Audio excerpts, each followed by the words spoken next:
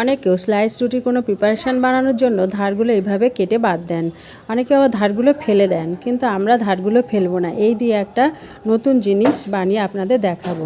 প্রথমে আলু সিদ্ধ করে নিয়েছিলাম, তার সঙ্গে একটা ডিমও সিদ্ধ করেছিলাম। আলু ডিম একসঙ্গে দিয়ে দিলাম, সঙ্গে কাঁচা পেঁয়াজ কুচি আর একটু ধনেপাতা কুচি আর একটু লঙ্কা কুচি দিয়েছিলাম। দিয়ে ওই ধারগুলো একসঙ্গে দিয়ে দিলাম, সামান্য জল দিলাম, দিয়ে ব্লেন্ডারে ঘোরাতে পারেন কিংবা হাত দিয়ে এইভাবে চটকে চটকে মাখতে পারেন।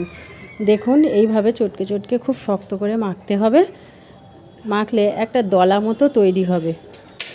কালের জলখাবারে এটা খুব সুন্দর খেতে লাগবে, আপনারা একবার করে খেয়ে দেখুন, খুব মজা লাগবে খেতে।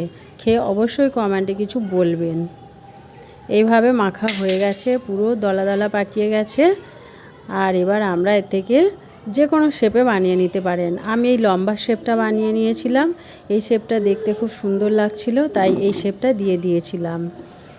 দিয়ে আর কিছুই নয়, এবার একটু তেলে ভেজে নিতে হবে। তবে তেলে ভাজার সময় লক্ষ্য রাখবেন এটা ফাটতে পারে, তাই ঢাকা দিয়েও ভাজতে পারেন কিংবা একটু দূরত্ব বজায় রেখে আপনারা ভেজে নিতে পারেন।